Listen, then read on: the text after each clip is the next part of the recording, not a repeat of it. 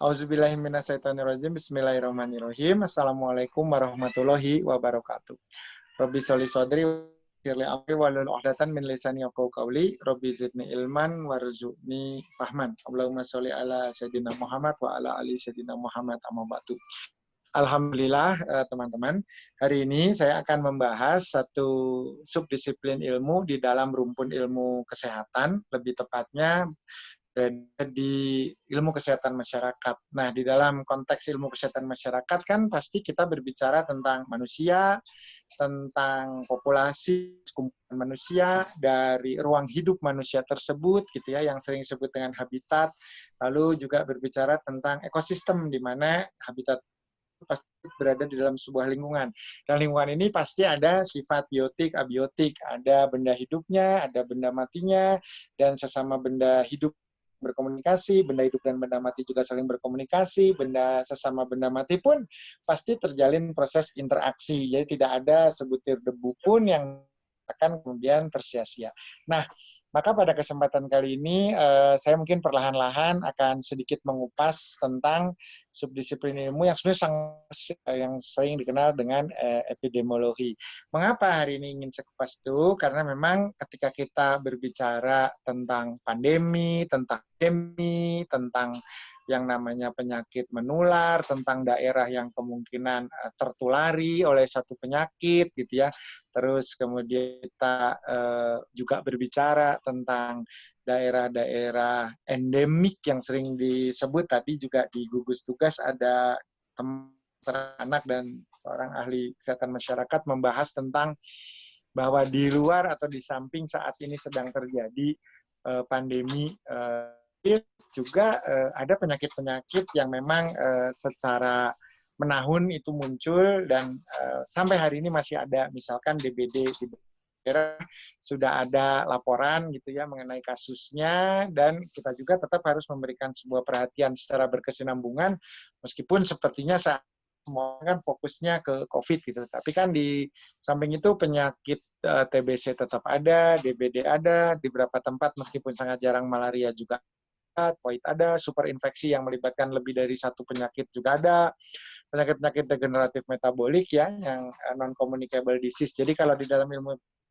biasanya dikenal dua jenis penyakit. Yang pertama communicable disease dan yang kedua non-communicable disease. Sebenarnya kalau sekarang ada tipe ketiga, yaitu hybrid. Apa itu? Campuran. Jadi artinya kalau yang disebut communicable disease itu ya seperti namanya, terkomunikasikan, tertekan, atau menular gitu ya, sifatnya bisa bersifat menular gitu. Itu disebut communicable disease. Ya contohnya apa? Infeksi SARS-CoV-2, tifoid, infeksi hepatitis B, infeksi demam berdarah dengue itu menular. Biasanya menggunakan vektor. Vektor itu adalah pembawa. Misalkan DPD itu ada nyamuk Aedes aegypti, sementara pada malaria itu berbagai spesies ataupun varietas dari Anopheles gitu ya, ada Albopictus dan sebagainya. Nah, kalau dilihat dari penyakit yang lain, apakah ada vektornya? Ada, maka ada penyakit-penyakit juga yang disebut dengan, termasuk di dalam zoonosis. Zoonosis itu penyakit yang dibawa oleh hewan gitu. Misalnya antraks gitu kan, itu zoonosis. Kemudian juga apakah kemudian ini ada hubungan faktor lingkungan? Ada, dan sebenarnya pada prinsip paling fundamental ini adalah persoalan keseimbangan. Jadi ketika manusia dan juga elemen lain di kehidupan itu berada dalam kondisi yang seimbang, maka masing-masing akan berjalan dalam sistemnya sendiri-sendiri dan tidak saling melakukan proses intervensi. Maka itu kira-kira pengantar secara umum. Nah, pada saat ini kebetulan saya mendapatkan amanah untuk menyusun gitu ya, membantu menyusun sebuah naskah awal yang diinisiasi oleh Pak Sekdijen Yankes, Dr. Agus Hadian Rahim, spesialis ortopedi, bedah ortoped, dan juga beberapa teman magister yang tentu saja punya keilmuan sangat luas, tinggi lah ya, jadi apalah memberikan masukan. Mungkin saya hanya dari overview-nya sajalah, dari pandangan orang awam aja harusnya bagaimana, seperti apa, kira-kira seperti itu. Nah, yang tentu akan menjadi sebuah karya literasi bagi kita mengenal optimasi atau pemanfaatan ataupun dudukan secara proporsional peran ilmu epidemiologi di setiap kondisi. Jadi nggak hanya di saat pandemi, justru sebetulnya di masa prevensi. Sehingga kalau teman-teman tahu di Kementerian Kesehatan itu di bawah Ditjen P2P ya, ada satu direktorat khusus yang disebut dengan surveillance dan karantina. Itu juga dari epidemiologi, bagaimana memetakan potensi kerentanan terhadap munculnya satu penyakit tertentu dan bagaimana eliminasi, reduksi ataupun meminimalisasi efek yang dapat ditimbulkan ketika sebuah penyakit itu ditransmisikan atau dikomunikasikan atau juga kemudian menjadi bagian dari gaya hidup yang tidak terpisahkan dari keseharian seseorang. Nah, tadi saya lupa ya, saya menyebut ada bentuk ketiga hybrid. Kenapa? Karena dulu communicable dan non-communicable itu sebenarnya batasnya tuh jelas gitu. Yang satu infeksi, yang kedua adalah tadi penyakit-penyakit degeneratif metabolik terkait penurunan fungsi organ tubuh yang lebih berkorelasi dengan tadi ada persoalan genetik, ada persoalan perilaku misalnya, atau gaya hidup lifestyle. Tetapi sekarang sebetulnya penyakit-penyakit metabolik degeneratif atau yang disebut dalam terminologi BPJS sebagai penyakit katastropik pun pada dasarnya sebenarnya menular, tanda petik in a quote ya, menularnya secara apa? Secara psikologi. Kenapa? Karena dalam konteks perilaku itu ternyata ada trendset influencer, ada perubahan gaya hidup akibat kita mengikuti sebuah pola yang memang sedang hits gitu, yang sedang menjadi tren di satu sistem masyarakat gitu. Misalnya ada makanan, mohon maaf terpaksa nyebut jenis ya, tapi bukan merek. Misalkan kita pernah dilanda tren minuman manis ya, minuman ringan tapi sebenarnya berat, yaitu misalkan boba yang datang dari Korea Selatan seiring dengan adanya intrusi budaya yang diwakili oleh dan film-film drakor misalnya, sehingga makanannya bagian yang nggak pisahkan dari lifestyle gitu. Padahal kalau kita lihat mungkin kandungan kalori yang tinggi gitu, dan diimbangi dengan ya semakin banyak nonton film, semakin banyak dengar musik yang kemudian membuat kita tidak melakukan satu dinamika pergerakan, artinya miskin gerak, ya otomatis ini bisa memicu kan, memicu terjadinya suatu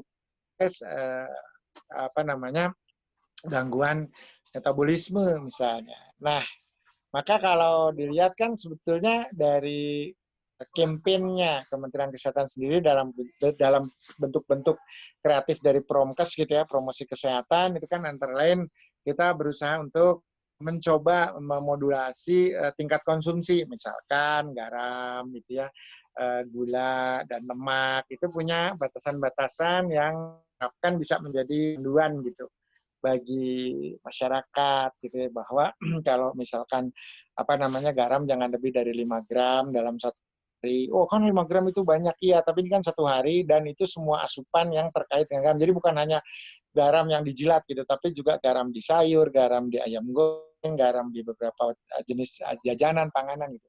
Sementara gula yang bisa mencapai 50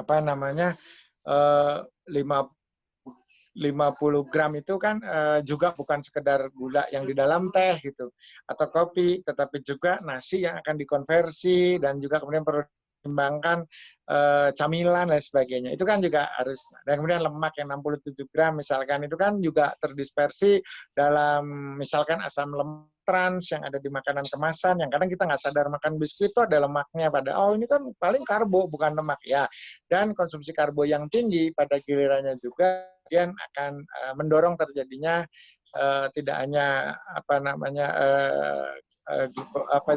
tidak hanya mengakibatkan penumpukan akumulasi glukosa, tetapi juga bisa menimbulkan pembentukan jaringan lemak baru atau lipogenesis. Nah, baik, itu sedikit pengantar. Maka paling fundamental ketika kita berbicara tentang satu hal terkait dengan satu disiplin pasti definisi. Apa sih definisi dari epidemiologi? Next please. Nah, epidemiologi secara umum gitu, dan ini adalah definisi yang ya sudah disitir lah oleh beberapa banyak kalangan peneliti ataupun juga mungkin situs-situs pengetahuan populer publik seperti Wikipedia itu juga sudah menyetir. Dan ini lebih artinya sama. Epidemiologi adalah studi dan analisis tentang distribusi. Jadi distribusi itu menentukan siapa gitu, kapan dan di mana gitu ya, seperti 5W1H lah. Tapi lebih kepada objek dan subjek tertentu, pola dan penentu kondisi kesehatan dan penyakit pada populasinya, populasi tertentu. Jadi kalau dilihat adalah studi yang kemudian mempelajari tentang penyebaran ataupun distribusi serta pola distribusi, pola interaksi, dan hal terkait dengan penyebaran suatu, bukan sekedar penyebaran penyakit, tapi kondisi kesehatan pada ruang lingkup berupa populasi tertentu. Kira itu. Berikutnya. Nah, baik. Sebenarnya pengertiannya sangat luas dan banyak, ruang lingkupnya juga sangat luar biasa, termasuk salah satu diantaranya bisa menjadi bagian yang tidak terpisahkan dari disiplin ilmu induknya, yaitu public health atau ilmu kesehatan masyarakat, di mana kita mengenal beberapa godfather ya, beberapa lokomotif keilmuan kalau di Indonesia, misalkan yang rajin menulis dan kemudian memperkenalkan tentang public health itu antara adalah Prof. Adik Wibowo. Kalau sekarang barangkali yang menjadi garda depan karena ada pandemi ini Prof. Wiku yang ada di gugus tugas. Kalau Adik Wibowo itu, Prof. Adik Wibowo biasanya menyetir dari pendekatan details ya, yaitu mengenai tentang faktor-faktor apa yang bisa berpengaruh kontribusi pada kualitas kesehatan di tengah masyarakat, itu ya genetika, struktur sosial, terus kemudian perilaku personal yang lebih ke arah psikologi behavior. Lalu juga kita di Fakultas Kedokteran itu semenjak awal barangkali sampai hari ini, jadi sudah berpuluh-puluh tahun diajarkan, itu ada teori dari H.L. Bloom namanya. H.L. Bloom itu ya sama, seorang ahli kesehatan masyarakat yang sudah kayak semacam jadi dogma sentral gitu ya. Jadi dia sudah mbahnya lah gitu ya, jagoannya gitu, sehingga ya hampir sama sih. Jadi arti pada dasarnya nanti ini Bloom itu mendefinisikan beberapa faktor yang punya kontribusi terhadap kualitas kesehatan seseorang ya, termasuk tadi mulai dari genetika, mulai dari status sosial, ekonomi, key persons ya, siapa kemudian menjadi kunci di dalam suatu masyarakat yang bisa memfasilitasi, mengkatalisa atau bahkan menginhibisi dan menghambat satu program supaya tidak bisa dikerjakan atau dijalankan di satu daerah karena mungkin ketidaksetujuan secara subjektif dan sebagainya. Baik, saya akan langsung masuk karena saya diminta sebenarnya untuk memberikan gambaran masa depan epidemiologi. Jadi artinya kira-kira kalau kita berbicara inovasi pada teknologi, pada alat, pada segala macam, kita juga lupa bahwa sebenarnya disiplin ilmu juga harus terus berkembang, dan kondisi pandemi membuat kita punya tantangan gitu. Tantangan di mana pada semua disiplin ilmu yang memiliki batasan-batasan tertentu saat ini seolah-olah semua itu bisa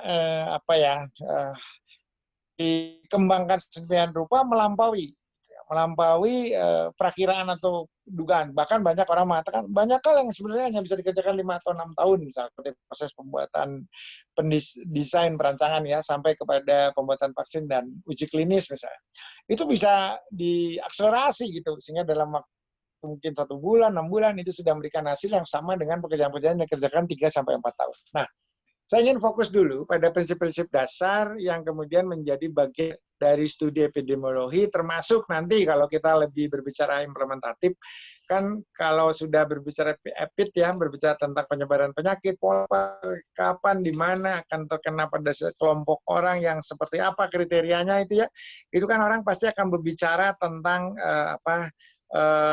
konsep terkait dengan modelingnya gitu. Misalkan sekarang kita lagi rame kan karena setelah pandemi ini kita jadi kenal yang namanya model SIR gitu ya, susceptibility, infected, recover gitu. Ada, terus kemudian ada yang ditambah dengan expose, berapa jumlah orang yang expose, lalu kemudian juga Bapak Presiden sampai ke pengamat juga sekarang fasih gitu menyebutkan ada R-notes gitu ya, tingkat replikasi dari satu yang ditandai dengan potensi penularan, misalnya R5 itu artinya 1 orang bisa menularkan pada 5 orang yang berinteraksi dengan dirinya gitu. Makanya katanya hasil immunosurveillance atau seroprevalence-nya sudah, hasil tes seroprevalence dan juga swab-nya sudah bagus, nanti akan menunjukkan bahwa R0 di bawah 1, itu artinya tingkat perjalanan atau pendistribusian virus sudah bisa dikendalikan. Nah, ini tapi intinya pasti berasal dari yang disebut dengan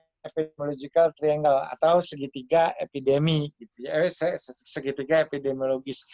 Ini klasik ya. Jadi teori ini masih mengedepankan bahwa ya, dan ini memang sangat bagus dan pasti insya Allah akan berlaku di masa yang akan panjang.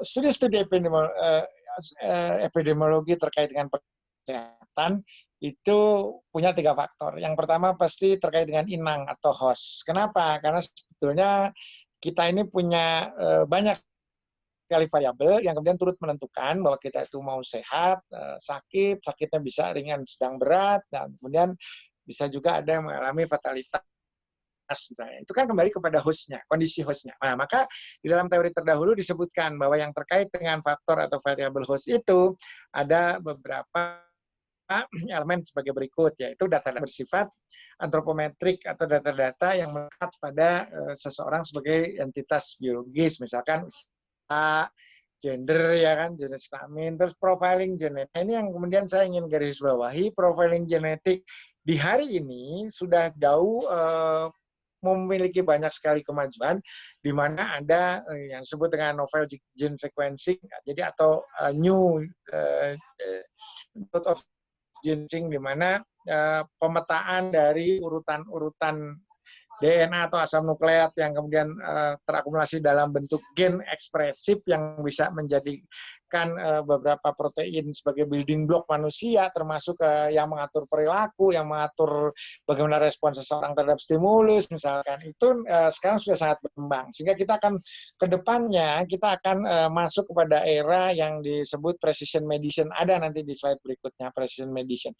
Artinya apa? Orang semakin terpetakan, semakin tepat ya. Bahkan sekarang sudah ada beberapa pendekatan di gizi medik di mana orang melakukan terlebih dahulu screening, pemeriksaan secara genetik, jadi gen-gen apa yang terkait dengan proses metabolisme, yang terkait dengan transport nutrisi, yang terkait dengan pengolahan lemak, dan sebagainya, sehingga nanti bisa dipetakan dan disusunlah sebuah perancangan menu, perancangan program gitu ya, untuk mengoptimasi asupan nutrisional tersebut. Nah, di masa yang akan datang, barangkali kita akan punya panel yang lebih lengkap tentang suseptibilitas, tentang kemungkinan seseorang mengalami kondisi-kondisi gangguan kesehatan, berapa persen risiko untuk penyakit kardiovaskuler, untuk penyakit-penyakit plastik, dan sebagainya.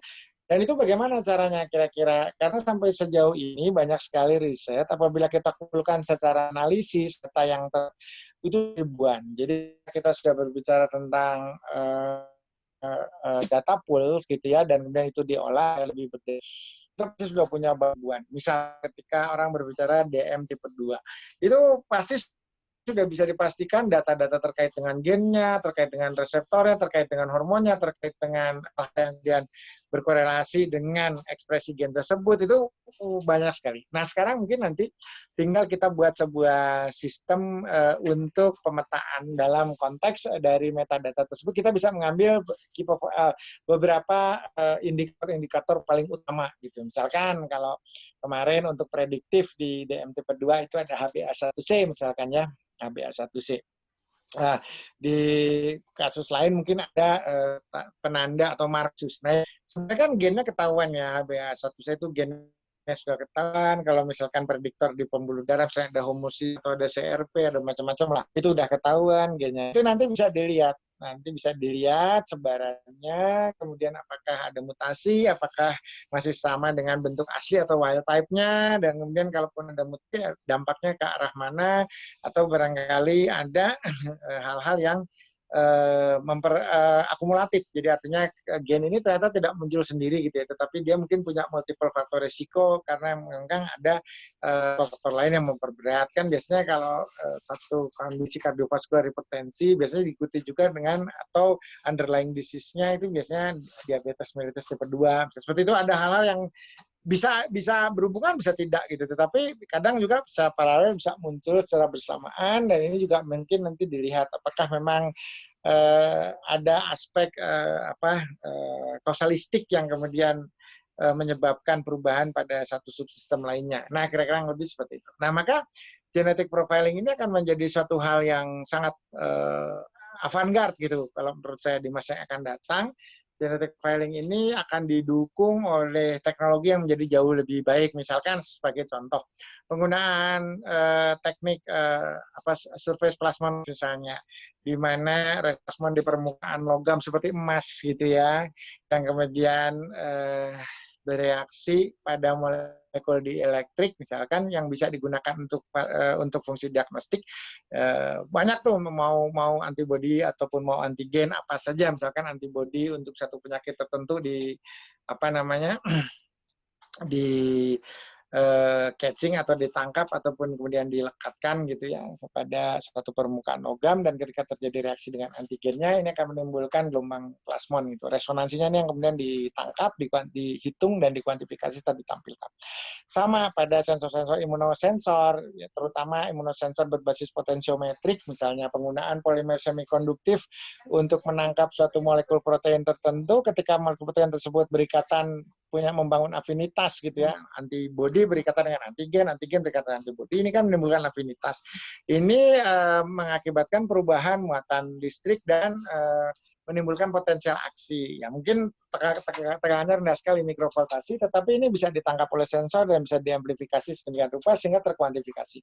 Nah, ini kan baik microchip SPR, baik imunosensor potensiometrik, baik nanti RT-LAM yang namanya reverse transkriptase dengan loop isothermal amplification method gitu ya, tidak menggunakan suhu yang rumit, tidak naik turun gitu, dia ngeloop aja gitu di satu suhu yang sifatnya stabil konstan. Lalu kemudian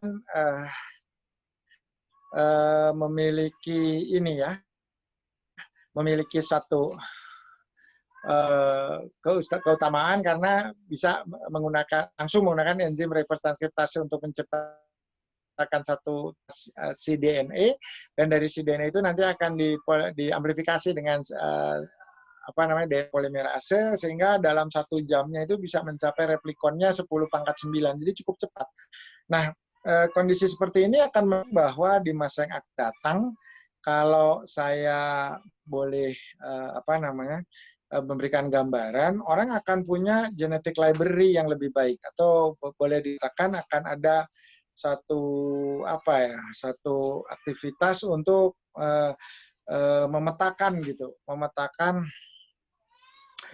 kondisi genetik kita yang kemudian bisa menjadi database untuk strategi di bidang kesehatan, baik itu promotif preventif ataupun mungkin nanti ketika sudah muncul kelainan-kelainan yang bersifat patologis, ya di dalam fase kuratifnya pun akan ada guideline. Makanya ini sering disebut sebagai bagian dari part of precision medicine, kedokteran yang memiliki titik tangkap lebih spesifik sehingga tindakan yang dilakukan itu akan terdelivery secara pasti. Jadi misalnya tadi kalau kita lihat seperti RT-LAM atau reverse transkriptasi yang loop mediated ya, yang loop mediated isothermal amplification itu sudah cukup lama dan sekarang prosesnya sudah bagus. SPR itu bahkan ini ITB dan Unpad sedang ngerjakan, sebentar lagi selesai.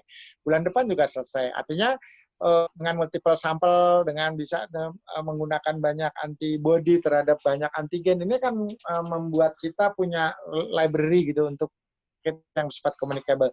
Nah, tetapi yang tidak kalah penting adalah di bidang genomik sendiri ada novel gene sequencing method di mana mensequence menjadi sangat mudah, sehingga whole genome sistem manusia itu juga sudah bukan hal yang mustahil gitu. Mudah bisa bukan mudah, tapi bisa untuk dikerjakan dalam waktu yang relatif singkat. Lalu kemudian juga tidak hanya itu, bahwa untuk mencari gen-gen tertentu tadi tidak hanya dengan RT-PCR, tapi juga RT-LAM itu reverse itu yang kemudian tadi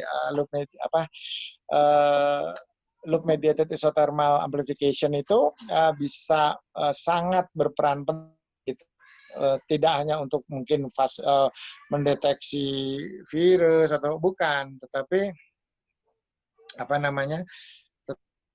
kalau saya lihat itu bisa menjadi bagian yang tidak terpisah dari dari satu proses untuk memetakan berbagai sumber sumber yang berpotensi menimbulkan masalah kesehatan di kemudian hari. Nah, itu bisa dilakukan. Nah, maka genetic profiling itu sudah advance sekali. Dan ini saya masukkan mudah-mudahan nanti di dalam modul atau buku yang sedang ditulis oleh teman-teman, genetic profiling dengan metode kekinian itu bisa menjadi bagian yang tidak terpisahkan dari epidemiologi. Jadi ada epidemiologi berbasis bioinformatika. Tolong dicatat dan digarisbawahi. Saya tidak menambah item baru, tetapi ini hanya enrich genetic profiling yang sudah masuk di dalam epidemiological triangle.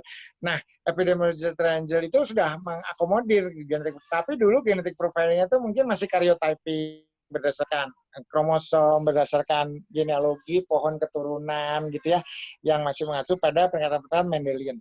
Nah, sekarang kita bisa punya genomic library gitu ya, genomic library yang lengkap dengan berbagai potensi, sehingga mungkin teman-teman pernah mendengar ada kasus Jolie ya, bukan Angelina Sondah.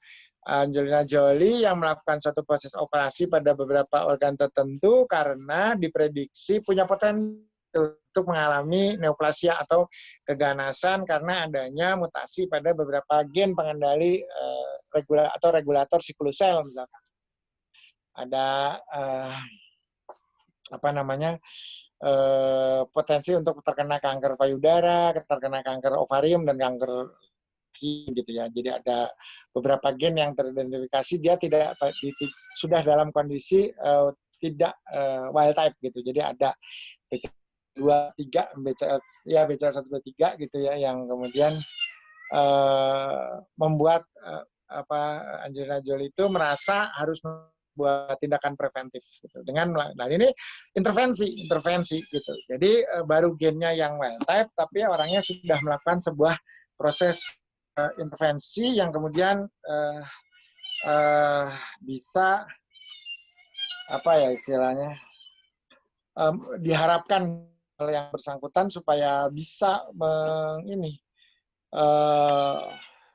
mengurangi resiko terjadinya keganasan karena mekanisme internal guardian of the cell-nya tadi itu kan BCL123 itu terkait dengan apoptosis, terkait dengan self program dari sebuah sel gitu ya, dan terkait juga dengan P53, P21 dan sebagainya, gitu, MGCLX dan sebagainya. Nah, maka kalau dilihat itu orang sudah punya selain genetic profiling itu bisa mengambil kebijakan di masa yang akan datang. Kebayang nggak sih kalau nanti caranya akan semakin mudah gitu ya? Artinya kalau sekarang pemeriksaan gen itu, waduh, kebayang rumit, canggih dan sophisticated gitu. Tapi sekarang emang makin mudah gitu. Artinya seperti kita lihat pada TCM, tes cepat molekuler yang menggunakan closed system, ada RT-PCR itu ya, yang kalau kita kenal di TB itu ada gen expert namanya. Itu tinggal masukin sampel di dalam sebuah cartridge, prosesnya terotomasi, tidak perlu ekstraksi RNA manual dan sebagainya, langsung pembacaan hasil dari interpretasi pada proses thermal cycling.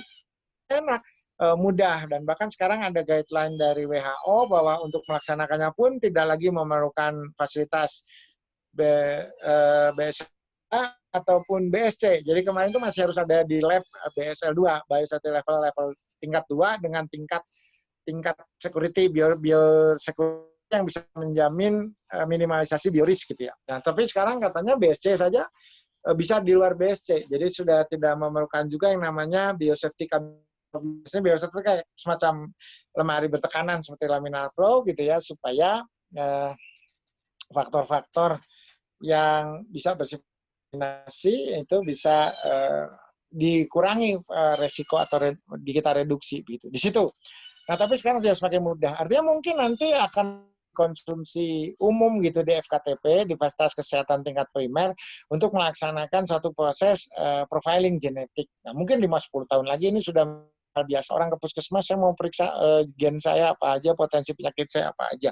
Dan ini akan menjadi bagian dari predictive dan precision medicine. Jadi hal-hal yang kemudian punya potensi untuk menimbulkan sakit bisa diantisipasi semenjak awal gitu, baik itu intervensi dalam perubahan gaya hidup atau perilaku, asupan, nutrisinya, atau juga mungkin seperti yang dilakukan oleh Angelina Jolie, melakukan tindakan-tindakan kuratif yang bersifat invasif, artinya sampai bahkan melakukan operasi dan sebagainya, pengangkatan organ dan sebagainya. Itu kan ekstrim juga kalau dipikir-pikir. Nah, Itu kemudian riwayat-riwayat penyakit ya, seperti yang ada di electronic medical record pada umumnya, dulu pernah sakit apa, sakit bawaan atau tidak, bla bla bla. Terus status imunitas. Nah, status imunitas juga penting. Misalkan pada kasus-kasus pandemi, seperti di kasus pandemi saat ini di SARS-CoV-2, itu beda-beda. Makanya banyak sekali variabel dan saya juga pernah tulis bahwa ada perbedaan-perbedaan yang cukup menarik gitu. Misalkan ketika jenis HN beda aja orang tuh satu lebih rentan, satu enggak. Sehingga ada banyak kasus, misalkan begini, ada satu keluarga positif terkonfirmasi tinggal di sebuah rumah, tapi orangnya nggak kena gitu. Artinya sebenarnya kan ini nggak masuk akal kalau menurut kita. Pasti kan di rumah tuh jarak kadang kurang dari 1 meter, mungkin di rumah juga tidak pakai masker, dan ketika orang itu belum sadar bahwa dia harus isolasi, kan dia berarti berinteraksi dengan banyak anggota keluarga yang lain. Nah, tetapi ternyata karena ada perbedaan suseptibilitas karena adanya perbedaan karakter biologis dari tadi misalnya sistem imun atau profiling genetiknya, maka ada orang yang meskipun berdekatan tapi tidak ketularan. Nah, ini kan jadi data yang sangat penting gitu dalam konteks epidemiologi. Kenapa? Karena dari sini kan kita bisa memperkirakan sebenarnya berapa probabilitasnya, berapa sih, berapa persen untuk populasi dengan 1.000 manusia itu bisa saling menularkan, atau satu orang bisa nularin berapa yang tadi disebut R0 itu kan. Nah, ini yang sebetulnya juga menjadi sangat menarik untuk kita kaji, karena diversitas itu sebenarnya adalah fitrah manusia. Perbedaan, keragaman itu kan fitrah kita gitu ya. Jadi ada misalkan orang dengan HLA 03 itu ya, 0503 HLA B503 itu dengan orang-orang yang dengan HLA 401 gitu ya. Itu lebih kuat yang misalnya yang terekspresikannya itu adalah human leukocytic antigennya HLA B503. Kalau yang 4601 itu cenderung lebih rentan gitu, lebih mudah terkena dan sebagainya. Itu kenapa? Itu diversifikasi. Artinya memang ada keunggulan, ada kekurangan, tetapi dengan kondisi yang seperti saat ini harus lebih berhati-hati karena ternyata lebih mudah ketularan. Makanya nanti tolong dielaborasi juga bahwa dalam konteks status imunitas ini menjadi penting bagi kita untuk punya data, dan juga sekarang dengan teknologi ataupun biomedical engineering yang sangat luar biasa pesat, maka nanti juga akan ada library immunity. Jadi bukan hanya sekedar kalau selama ini imunitas sudah dipakai dalam konteks apa? Aglutinasi itu pada antigen, pada reaksi antigen antibody yang digunakan oleh Landsteiner misalkan untuk golongan darah, itu sudah dipakai. Tapi nantinya kan akan mulai semakin berkembang gitu, kemudian orang akan punya semacam data juga secara imunologis, saya ini teman rentan atau tidak, terus kemudian apa yang harus saya kerjakan kalau posisi status imunologi saya seperti ini. Nah, itu juga kalau host itu ya pasti rumahnya, keluarganya, latar belakang pendidikan dan sebagainya. Nah, yang kedua sebetulnya ada agentnya. Agentnya tuh lebih kepada penyebabnya. Gitu. Kalau orang sakit DBD, ya itu kan ada DEN 1, DEN 2, DEN 3, DEN 4, ada virus dengue-nya yang masuk juga di dalam kategori dari virus dan Flaviviridae namanya. Ordonya Flaviviridae gitu. Nah, kalau kita lihat gitu bahwa ada nggak pengaruhnya gitu kita mengenal secara detail profiling dari mikrotoken atau apapun penyebab dari sebuah penyakit. Ya tentulah, karena dari situ kita mengetahui bagaimana cara bekerjanya, efek interaktif apa yang dikerjakan, yang dapat diakibatkan. Kemudian yang tidak kalah penting, bagaimana kompatibilitas kecocokannya dengan sel inang dan reseptornya tadi, yang kemudian tadi bisa saja ternyata karena adanya satu perbedaan gitu ya secara genetik gitu, orang menjadi lebih tidak rentan atau bahkan justru menjadi lebih rentan, kita nggak tahu. Itu persoalan agent. Jadi agentnya bisa biologis yang tadi saya sebutkan, soal agent biologis mikroba dan sebagainya, tapi kan sebenarnya bisa juga kimia, karena apabila misalnya kena penyakit kan bisa aja karena keracunan zat kimia, kita keracunan nutrisi yang tidak layak konsumsi dan sebagainya. Terus karena asap disebutkan. Terus kemudian juga ada agent yang bersifat fisik gitu ya. Fisikal, misalkan orang mengalami kecelakaan kerja, orang mengalami ya hal-hal yang bersifat fisik kan menimbulkan kita sakit gitu ya. Terus kemudian tadi ini sudah saya sebut juga persoalan asupan, nutrisi dan sebagainya, itu juga penyebab dari munculnya satu penyakit. Nah, maka tentu saja dari situ kita tidak terlepas dari keberadaan lingkungan atau yang disebut dengan environment. Ya, suhu, bagaimana kelembaban, bagaimana letak lintang ya utara selatan, bagaimana peran dari samudera, bagaimana higroskopis kelembaban, bagaimana daerah ilmu geospasial pada akhirnya.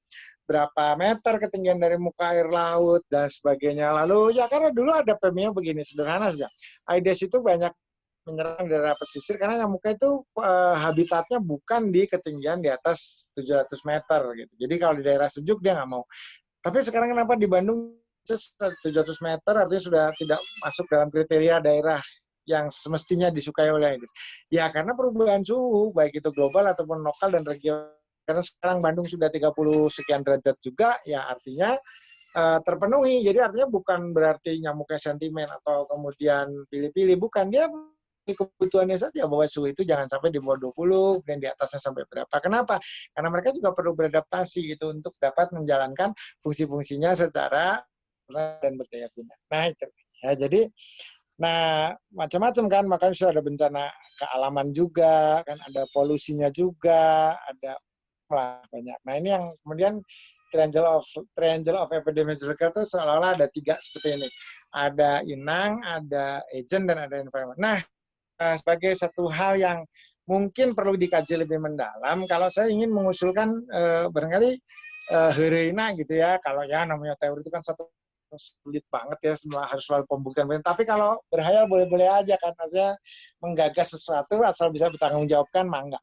Kalau saya sebenarnya ingin mengajukan tidak lagi epidemiological triangle, tetapi epid square. Epid square itu artinya segi 4 lah sekalian. Kenapa? Karena kalau dari segitiga ini kelihatan ada yang miss gitu. Yang miss dia psikososial. Karena walau bagaimanapun manusia itu memang seorang host, seorang yang, tapi di sini terminologinya memang sudah masuklah, ada pekerjaan, ada keadaan ada status mental, ada latar belakang keluarga. Ya, tetapi kita juga punya beberapa hal yang bersifat individual, personal, komunal, yang namanya psikososial gitu. Di dimensi psikososial itu ya tidak hanya sekedar pekerjaan, tidak hanya sekedar status secara mental, tidak hanya sekedar latar belakang sebuah keluarga, tapi ketika dia sudah berbicara psikososial, ini ada kompleksitas gitu ya, di mana di situ dia berinteraksi dengan lingkungan, ada kan dia berinteraksi dengan host-host yang lain, manusia lain.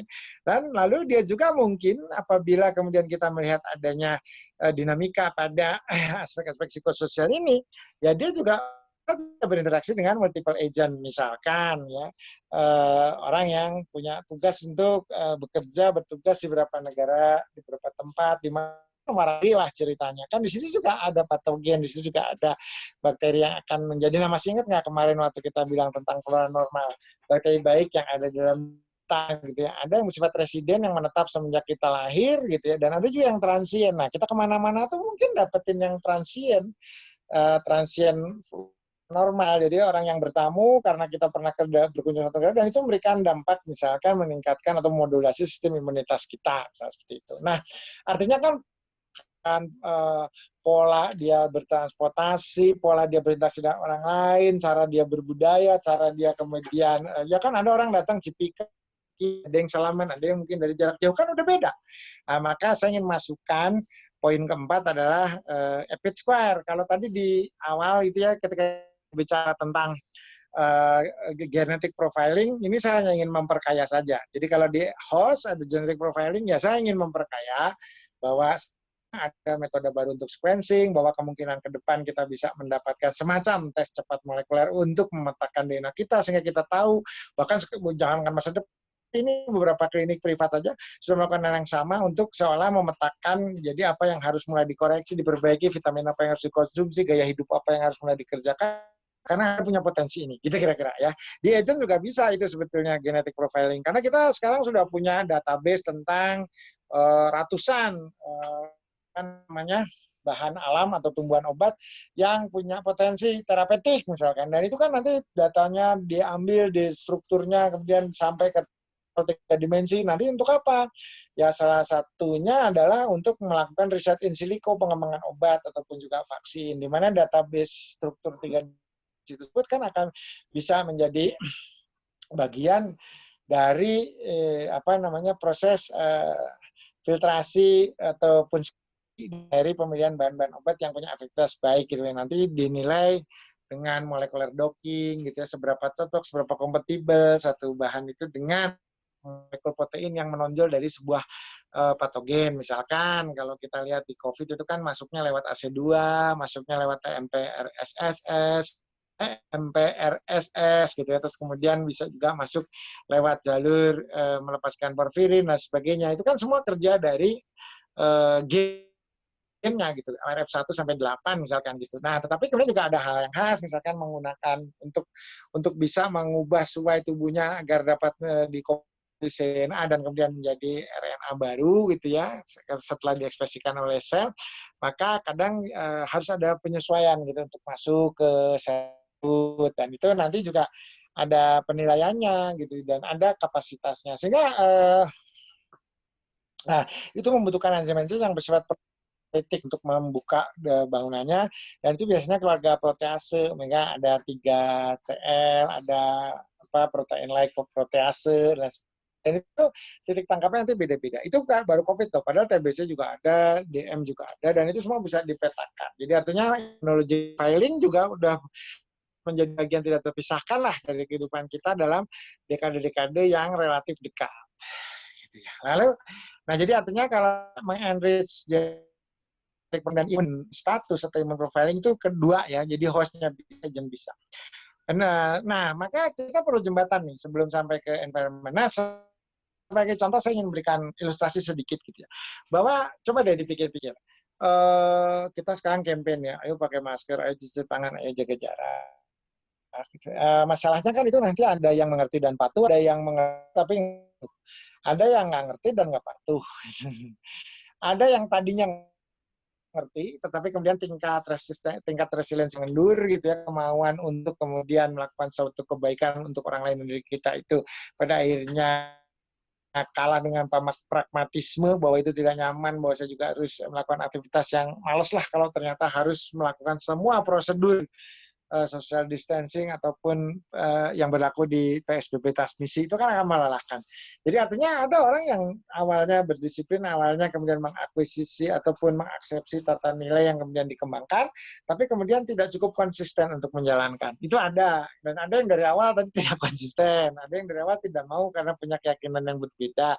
Nggak ada yang namanya apapun di muka dunia ini yang kemudian tidak bisa kita mintakan perlindungannya dari Allah. Ada yang meskipun kita juga sama-sama tahu bahwa meminta perlindungan Tuhan itu harus disertai dengan karya nyata berupa doa dan kerja keras. Misalkan, tapi itu kan hanya akan menimbulkan adu argumentasi. Kelainan orang itu sudah menyatu dengan kesadarannya. Jadi ya mau tidak mau kita mempelajari saja. Dan itu terjadi. Artinya apa? Ketika kita berbicara tentang bagaimana suatu wabah bisa menyebar, bagaimana suatu penyakit yang tadi sebetulnya tidak menular bisa menjadi menular. Kan tadi saya ceritanya, itu ketika kita terkena influencer, ketika kita terkena minum boba, kita terkena makan X, ya itu kan kita ketularan yang kemudian mengubah pola hidup kita, dan pada akhirnya behavior kita itu mengundang penyakit. Nah, jadi artinya sebenarnya communicable. Jadi artinya seperti BPJS supaya tidak tekor, ya coba diperkuat informasi publiknya bahwa ada beberapa hal yang memang diminta bukan untuk sekedar membatasi kesenangan dan kenikmatan dari pengguna, tapi untuk masa depan kita bersama. Nah, kan hal seperti itu. Nah, maka ini juga tidak bisa masuk ke psikologi soal bagaimana seorang mengambil sebuah keputusan untuk mengikuti kebenaran, orang bahkan memutuskan untuk tidak memutuskan, misalkan dia tidak, udahlah saya di sini aja. Nah ini yang menurut saya harus menjadi pilar ketiga sebelum kita geser environment menjadi pilar keempat sehingga bentuknya kotak sempurna bujur sangkar lah sempurna gitu ya, makanya Epit Square. Kenapa? Karena ada aspek psikososial, di mana tadi ini kan bukan hanya hostnya saja. Aspek psikososial itu sebetulnya kan antar host yang saling bertemu karena orang dan orang, yang satu bisa menjadi carrier, yang satu kemudian bisa menjadi kompor. Sehingga intinya di aspek psikososial ini ada hal-hal dinamis gitu yang mungkin perlu kita jadikan bahan pertimbangan ketika kita di dalam epidemiologi ya teman. Nah apa saja yang terdapat di dalamnya gitu. Ya tentu saja di dalam saya kira kita mengacu pada beberapa kajian ataupun teori yang dilansir atau dirilis disampaikan oleh Universitas Pennsylvania atau UPenn. Ya di situ teman-teman di UPenn memperkenalkan satu konsep yang disebutkan integrated health behavior. Jadi artinya ada integritas perilaku kesehatan yang bisa dikondisikan dan nanti masing-masing variabelnya adalah bagian-bagian penting yang perlu, misalkan intens, adanya niat dan kemudian keinginan yang kuat untuk melaksanakan program. Lalu sekarang kan orang tahu bahwa nggak pakai masker itu bahaya, tapi masalah nggak mau itu kan dari bukannya nggak ngerti gitu. Kadang-kadang ada juga yang rebellion. Saya tahu bahayanya penyakit ini, saya tahu bahwa menggunakan masker itu penting, tapi saya orangnya nggak mau diperintah gitu. Padahal saya kalau disuruh-suruh kayak gini malah saya nggak pakai. Gitu. Jadi kayak nantangin gitu. Jadi kayak kebandelan-kebandelan saja, bukan insanity, tapi kebandelan karena memang ada dorongan untuk melakukan satu hal yang berbeda, misalkan seperti itu. Tapi kalau dia menyadari dampaknya bahwa mungkin dia sehat tapi dia bisa menjadi carrier dan mengakibatkan orang lain sakit, mungkin dia berpikir. Nah ini yang disebut dengan pembentukan intention. Bagaimana kita merancang mekanisme komunikasi, mekanisme untuk mendistribusikan informasi, tetapi tidak terkesan menggurui, tapi lebih mengajak kepada hati, dan kita kemudian memunculkan sikap empati. Oh, jadi kita juga jangan sampai menyusahkan orang, dan juga coba bayangkan kalau kita di sana gitu ya, orang pendapatannya tidak seberapa masih diuji dengan sakit dan sebagainya. Itu kan mungkin karena kita juga yang ke sana kemari tidak menerapkan protokol sehingga salah satu di antara kita bisa menjadi OTG misalnya, tapi bersifat carrier. Nah, ini kan kesadaran ya yang harus ditumbuhkan melalui sebuah mekanisme di mana yang bersangkutan itu tidak merasa dipaksa, makanya kesadaran itu datangnya endogen. Nah, itu kan hal-hal yang psikososial. Maka saya juga masukkan tentang sosial kognitif behavior atau social cognitive theory SCT, di mana ya tentu saja secara sosial tentu saja kita bisa melakukan suatu intervensi rekayasa terhadap kognitif secara massal, tetapi tujuannya mulia, artinya membangkitkan sebuah kesadaran karena peran serta semua dari kita dalam menghadapi satu masalah ini amat dibutuhkan. Ini kan jadi munculnya kesadaran, bukan kamu wajib, kamu harus, kalau nggak tadi kamu dihukum bla bla bla. Itu mungkin sebagai punishment, it's okay ya gitu. Tetapi sebagai motor penggerak sebuah program yang kemudian bisa berdaya guna, itu biasanya harusnya datang dari kesadaran tersendiri. Nah itu ya, jadi itu menurut saya ini baiknya menjadi epidemiological square. Menurut saya loh, sekali lagi mohon dimaafkan, bisa masuk bisa enggak. Tetapi aspek psikososial itu belum masuk kemana-mana kalau menurut saya. Nah kalau lingkungan kan jelas ya, tadi lebih karena lingkungan fisik, mengenai cuaca, mengenai vegetasi, mengenai rumah, mengenai jarak antar rumah, mengenai matahari yang masuk, itu semua adalah data-data yang bersifat fisik. Tetapi kan manusia punya hal-hal yang bersifat psikis. Dalam pengertian, manusia itu juga makhluk hybrid gitu ya. Antara dimensi yang masuk dalam dimensi aktiah atau mental gitu, dan juga dimensi fisikal yang merupakan entitas biologis apa adanya gitu. Perlu makan, perlu dipijat, dan sebagainya. Nah itu. Jadi, saya menempatkan adanya kaki ketiga, yaitu psikososial aspek, di mana kaki keempatnya tetap kembali ke environment. Jadi bisa dibayangkan, itu ada host, ada psikososial, ada agen, dan ada environment. Di mana sebetulnya yang namanya psikososial itu kan pasti gabungan ya antara environment dan host serta agen ada di situ.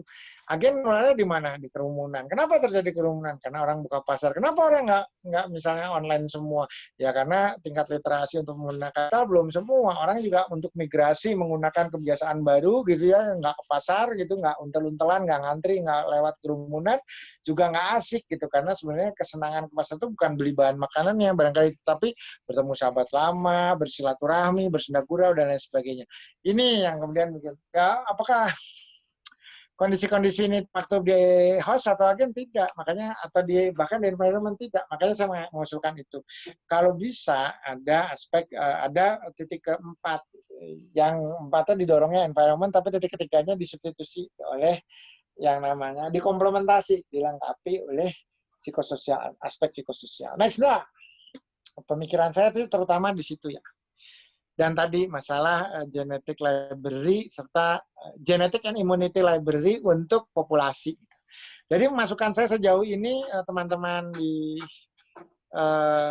tim penyusun buku atau modul ini, dua yang sudah tercatat ya. Yang pertama itu adalah bagaimana memperkaya, mengoptimalkan peran dari genetic library, genomic library, dan genomic and immunity library. Jadi genomic and immunity library ini pasti akan punya dampak yang sangat besar. Lalu yang kemudian yang kedua sebetulnya, nah ini yang akan ini tadi sebenarnya udah saya bahas juga ya.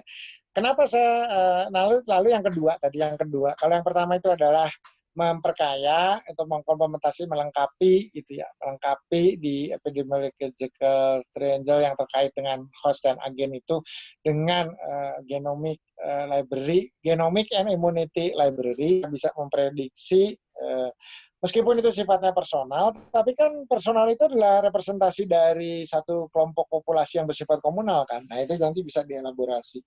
Menurut saya. Nah maka kemudian yang tidak kalah pentingnya adalah bahwa kita tadi yang kedua itu adalah menempatkan, nah ini penting menurut saya, satu ranah baru gitu, satu ranah baru di mana di dalamnya ada aspek psikososial di dalam suatu penyebaran penyakit, pendistribusian penyakit. Kenapa? Karena tadi saya telah mengidentifikasi ada communicable disease hybrid communicable disease. Nah, hybrid communicable disease-nya ini kan adalah sebetulnya penyakit-penyakit metabolisme, penyakit lama, penyakit-penyakit yang non-infectious gitu, tetapi sekarang jadi tanda petik menular. Kenapa? Karena menular lewat gaya hidup. Tadi kasus boba gitu ya. Karena yang jadi senang budaya Korea, semuanya harus ke Korea-Koreaan, tapi orang Koreanya saja bisa membatasi dan mengendalikan diri karena punya pengetahuan yang memadai, serta punya gaya hidup sehat. Misalkan minum boba sehari 1 atau maksimal 2, nggak apa-apa, no, atau mungkin 3, tapi dia bergerak terus gitu ya, banyak melakukan aktivitas fisik gitu. Nah, terus kemudian kalau dilihat dari sana gitu, ternyata bukan hanya itu saja gitu ya, bukan hanya adanya penyakit jenis yang bersifat hybrid gitu, tetapi juga kita juga melihat adanya perilaku gitu ya. Coba lihat mengapa di beberapa negara gitu, misalkan kayak kemarin nih ya, kita agak gitu kan, kita juga sebenarnya ada protokol, silakan mau nikah, mangga gitu.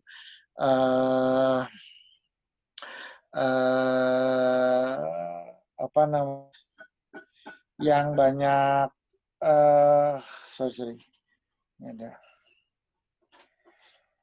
ada hal-hal yang sebetulnya diberi petunjuk, diberi arahan, guideline gitu. Yang kemarin itu kalau nggak salah terakhir kluster Semarang itu dari pernikahan, di mana kemudian salah satu orang tua yang ya itu kan menikah pasti ada mertua ya, ada besanan gitu.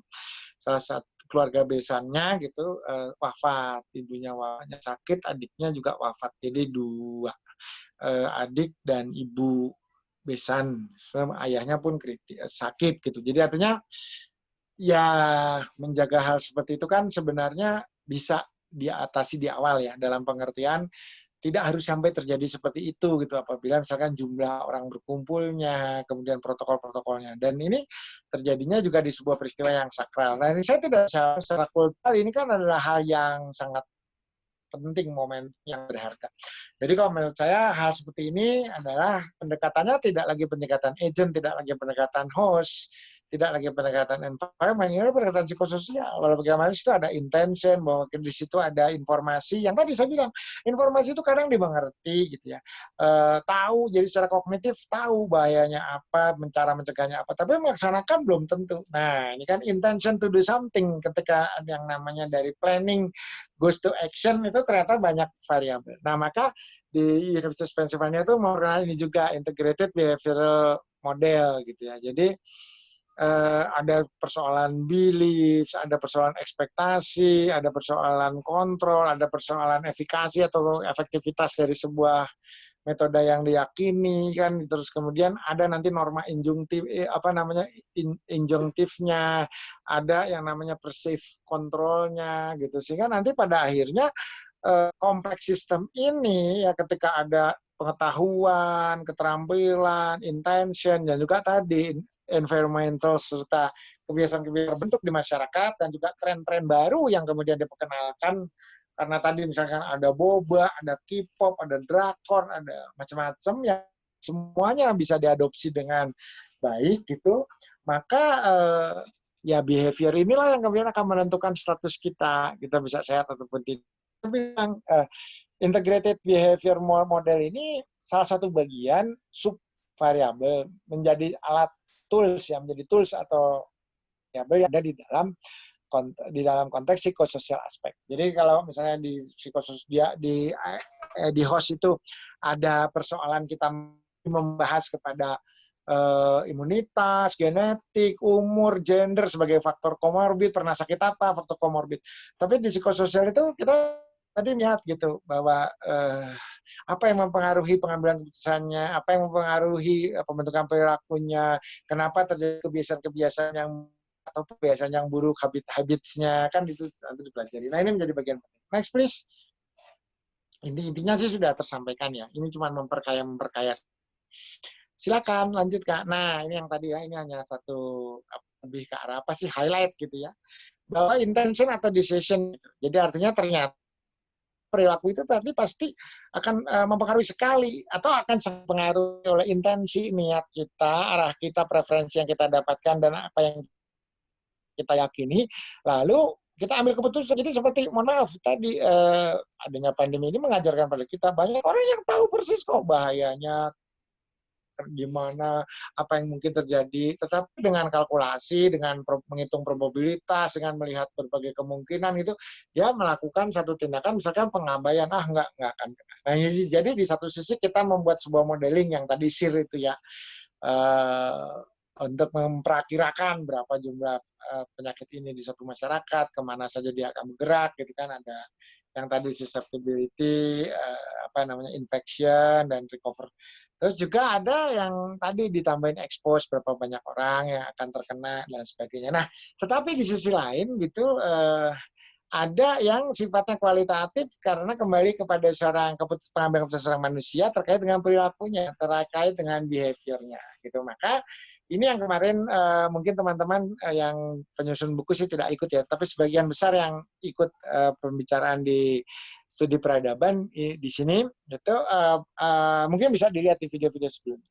Saya juga baru bercerita tentang teori Skinner, di mana sebetulnya seekor tikus yang kemudian mendapatkan tombol itu bisa melihatnya sebagai sebuah kebetulan, tetapi ketika berulang berkali-kali dia melihat ini sebagai sebuah pola, ya, pattern recognition-nya menyatakan ini adalah satu pola terstruktur dan sistematik.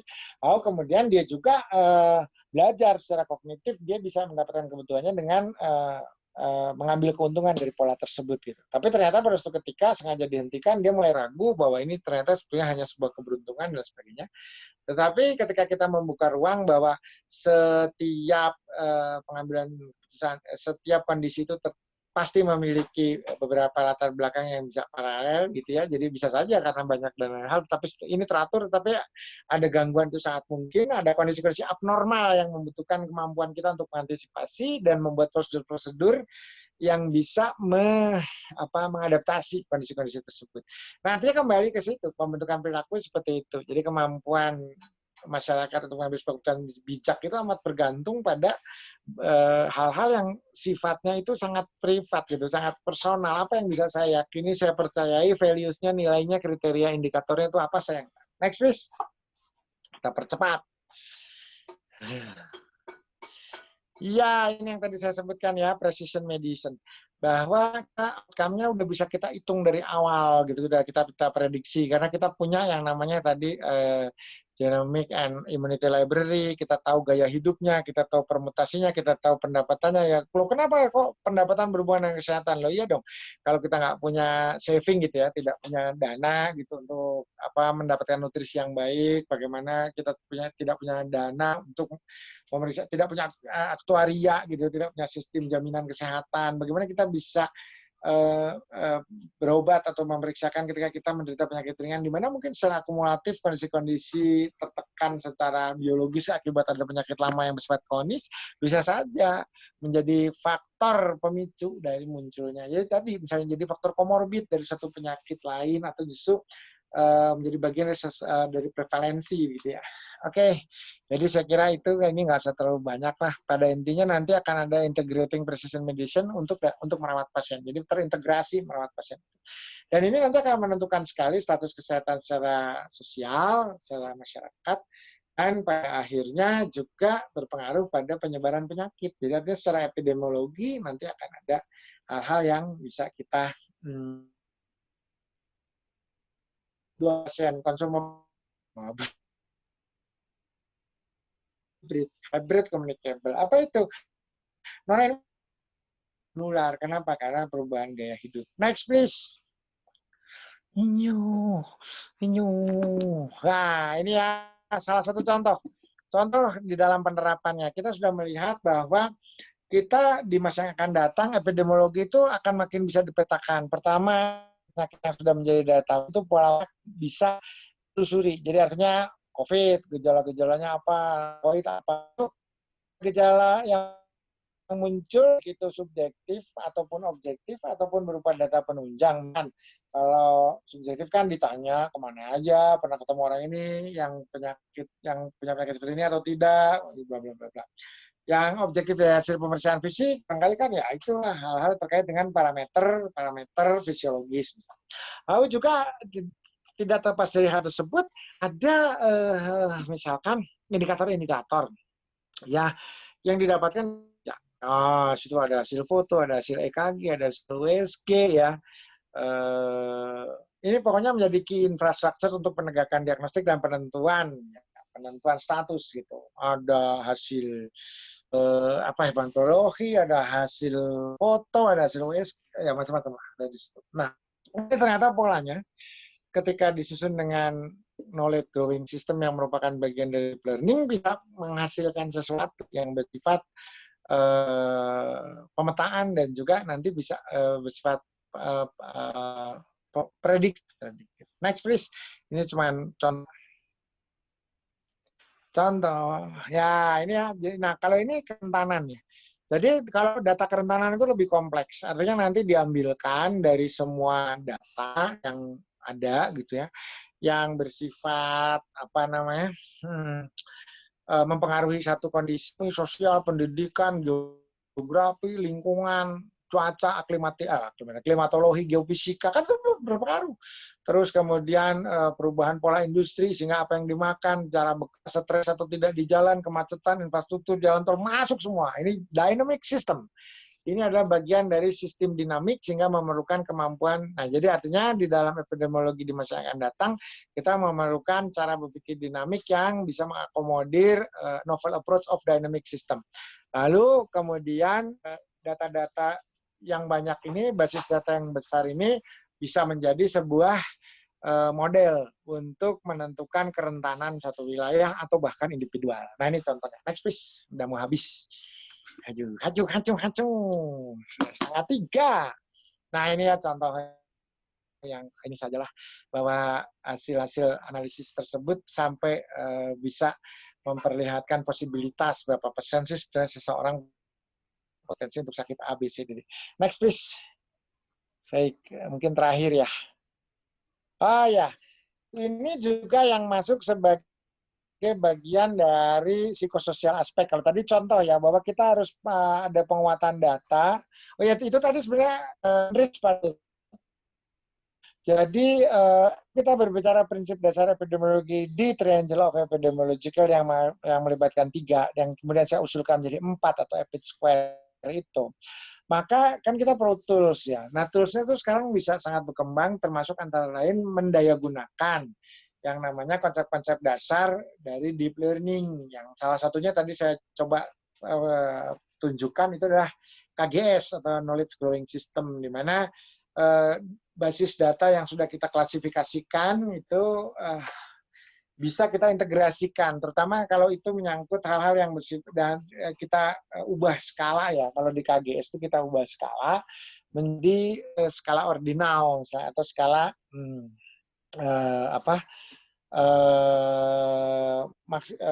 maksimal gitu. Kalau kita pakai binary fusion ya berarti kita pakai skala ordinal, nominal ordinal. Nah, Tapi kemudian apabila kemudian kita berbicara aspek yang lain gitu, yang tidak kalah penting. Kalau itu tadi tools, tapi tools itu bisa dipakai gitu, sehingga bisa memfusikan beberapa data yang bisa memberikan gambaran lebih utuh. Bukan sekedar modeling sebenarnya, ini adalah satu sistem pemandu keputusan, tetapi bisa juga menjadi bagian dari analisa strategis lah, kurang lebih seperti itu. Nah, kalau kita lihat di sini, kita juga nggak bisa ini juga ya. Artinya kita juga harus melihat bahwa di sini tuh kita juga akan ketemu dengan segitiga yang baru, yaitu social cognitive theory, di mana sebetulnya ada ya yang namanya manusia itu terdiri dari perilakunya pribadi, behaviornya dia, dan juga ketika dia berinteraksi dengan lingkungan, di mana ada sekumpulan behavior juga di sana. Ya, sekumpulan behavior bagaimana? Sekumpulan behavior dari manusia-manusia yang berinteraksi, membentuk kelompok, itu individual, dan juga sebetulnya alam atau lingkungan itu punya behavior. Jadi artinya ada behavior alamnya, behavior manusianya, behavior di antara yang tercipta antara manusia dan seterusnya. Gitu. Dan kelompok-kelompok. Jadi behavior seseorang di antara kita secara personal dan secara individual dan komunal juga kadang beda. Di kelompok mana kita berada, behavior kita juga adapted gitu, menyesuaikan dan merepresentasikan atau merefleksikan nilai-nilai atau budaya nilai-nilai yang menjadi core value di tersebut. Nah, maka social cognitive theory ini juga adalah harus masuk gitu kalau menurut saya di dalam integrated health behavior. Kenapa? Karena ketika kita bicara tentang personnya gitu ya, maka kita akan bicara tentang kognitifnya, kognitif teorinya dari orang tersebut. Seperti apa? Nah, maka social cognitive theory ini merupakan bagian tidak lepas dari integrated health behavior yang merupakan bagian dari aspek psikososial dari sebuah kira-kira. Nah, ini silakanlah bisa dibaca rasa tidak aman, bagaimana peran tetangga, bagaimana saya belajar beradaptasi, bagaimana tingkat resiliensi, kan kira-kira seperti gitu ya, bagaimana peran dari keluarga di sekitar kita. Itu banyak sekali ya, jadi bisa dibaca lah. Next please. Terakhir. Itu terakhir ya.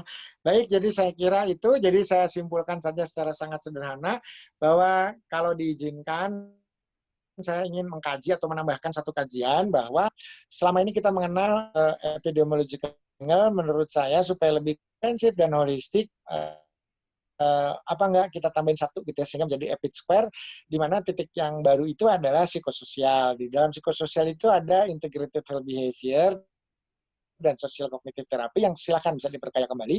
Dan saat ini kita punya banyak tools. Banyak toolsnya itu di mana terkait dengan teknologi ataupun pemanfaatan data di dalam ICT. Ya paling sederhana bisa mulai dari yang sangat personal gitu ya, bisa ada pemetaan dari genetic and immunity library gitu ya, kemudian kalau ini nanti terrepresentasi dalam sebuah kelompok masyarakat, bisa diintegrasikan dengan data-data yang lain sehingga bisa menjadi satu sistem prediksi kerentanan. Lalu kemudian tools ini juga akan bisa mengelaborasi beberapa fungsi. Misalnya tadi ya bahwa kita bisa memetakan dan memforecast apa yang akan terjadi dengan perhitungan berbagai pergerakan dan sebagainya, termasuk nanti memastikan bahwa kita punya perhitungan aspek-aspek lain, misalkan aspek ekonomi yang akan terganggu, beberapa anggaran yang dibutuhkan untuk mengatasi sebuah situasi tertentu gitu ya, sehingga kita tidak gagap ketika menghadapi satu kondisi yang seolah-olah dalam pemikiran kita tiba-tiba datang. Padahal kan nggak tiba-tiba juga, karena ada sebuah proses menuju ke suatu kondisi tersebut. Lalu kemudian saya kira itu optimalkan fungsi, ya termasuk tadi ya, bahwa bioinformatika itu ternyata punya banyak implikasi lah gitu. Jadi untuk nomor satu itu perkaya aspek host dan agent gitu ya, dengan profiling ya, profiling imunitas, profiling genetik.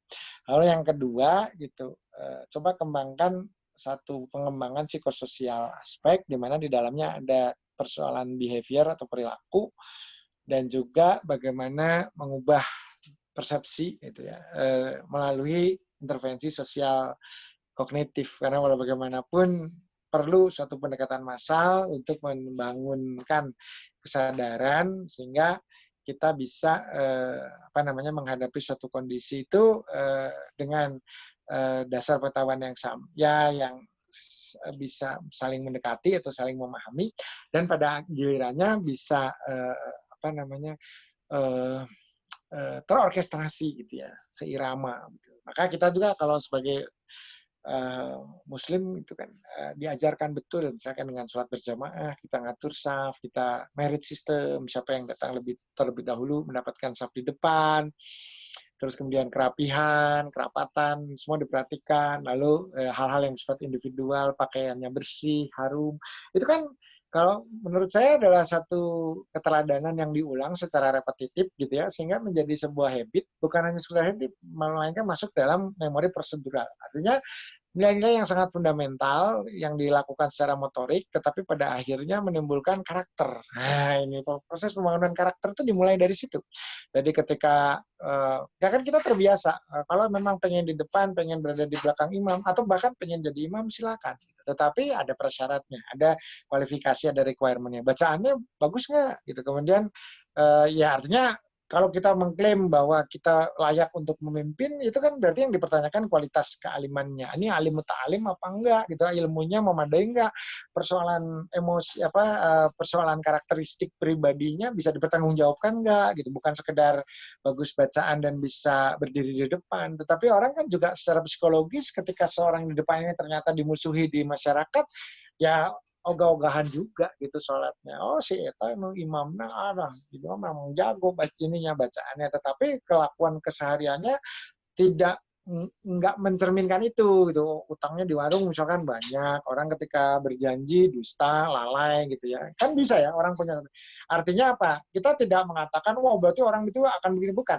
Tetapi ada saja potensi seperti itu. Nah, maka pengertian bisa menjadi seorang pemimpin dalam konteks imam sholat saja itu kan pendekatannya harus holistik, punya kepribadian dengan karakteristik yang baik gitu kan, akhlaknya kan, akhlak itu menjadi salah satu yang kemarin kita bahas tuh di grup gitu ya, bahwa tasawuf falsafi ada, tasawuf dalam pengertian bahwa ada hal-hal terkait dengan interaksi antar manusia, itulah yang sebetulnya menjadi representasi dari akhlak kita. Jadi artinya ketika orang berakidah tauhid bagus, mestinya konsep dalam bersosialisasi dan berinteraksinya mencerminkan itu dong gitu. Nah, maka kalau kita lihat bahwa seperti contoh sederhana saja, sholat menjadi imam itu kan punya persyaratan gitu, bahwa ini adalah seorang leader yang mumpuni baik dari segi pengetahuan, dari segi sikap, dari segi akhlak, dari segi adab gitu aja. Dari segi akidah, mudah-mudahan karena akidah dan karena akhlak dan adabnya baik, insya Allah kita doakan ini akidahnya juga ini berangkat dan tumbuh dari fondasi akidah yang kuat.